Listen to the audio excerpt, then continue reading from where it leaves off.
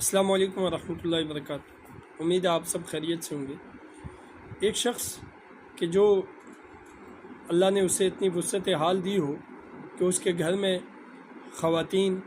نوکر چاکر، ڈرائیور، صفائی کے لیے باورچی، صفائی والا اور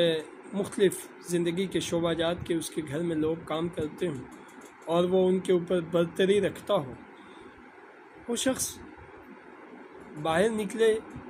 اچھے لباس میں، لوگوں سے ملے نفیس طبیعت کے ساتھ اور اپنے ہم پلہ لوگوں کے سامنے سر جھکا کے رہے، اپنے سے زیادہ طاقتور مالداروں کے لیے سلیوٹ کرتا ہو، لیکن لے دے کر جب وہ اپنے ماتحتوں کے ساتھ پیش آئے تو رویے کی سختی، زبان سے گالیاں، مزاج کی تلخی اور بدتمیزی کے ساتھ، تو یہ بات بتاتی ہے کہ یہ آدمی کوئی بڑا نہیں، نیا دولت مند اور ذہنی و فکری طور پہ گھٹیا پن کا شکار ہے۔ خیر، یہ ایک بات، لیکن رسول اللہ صلی اللہ علیہ وسلم نے ہمیں ایک تعلیم ارشاد فرمائی ہے، اور وہ یہ کہ اپنے ماتحتوں کے ساتھ حسن سلوک سے پیش آنا۔ یہ بات مجھے اس لیے خیال آیا، مجھے آج ایک بندے نے اپنے جو کسی گھر میں کام کرتا ہے، اس گھر کے صاحب مالکان کے حال احوال سنا کر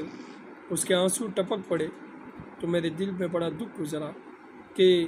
یہ لوگ اپنے ماتحتوں کے ساتھ یہ رویے اختیار کرتے ہوئے اس بات کا ثبوت دیتے ہیں کہ یہ اللہ کی قدرت سے غافل ہیں اور یہ رسول اللہ کی تعلیمات سے دور ہیں اور یہ اپنی تعلیم و تربیت کے لحاظ سے ادھورے لوگ ہیں۔ لہٰذا ہمیشہ اپنے آپ کو بڑا بناؤ، صاحب ظرف بناؤ، اور اپنے ماتحتوں کی غلطیوں پر تنبیہ کرنا تو ٹھیک ہے، لیکن مسلسل انہیں ٹارچر کرتے رہنا اور ان کے لیے گالم گلوچ اور سخت الفاظ کا استعمال مسلسل رکھنا، یہ قطعاً کسی عالی مرتبت شخص کی شان نہیں ہے۔ مامون الرشید ایک بادشاہ تھا اور بہت بڑی سلطنت، اس کی سلطنت آپ سرچ کریں کتنی تھی،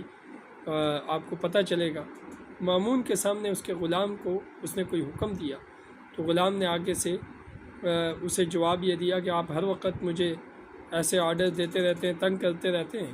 جب وہ نکلا تو ایک عالم نے مامون سے پوچھا کہ مامون، آپ نے اسے درگزر کر دیا؟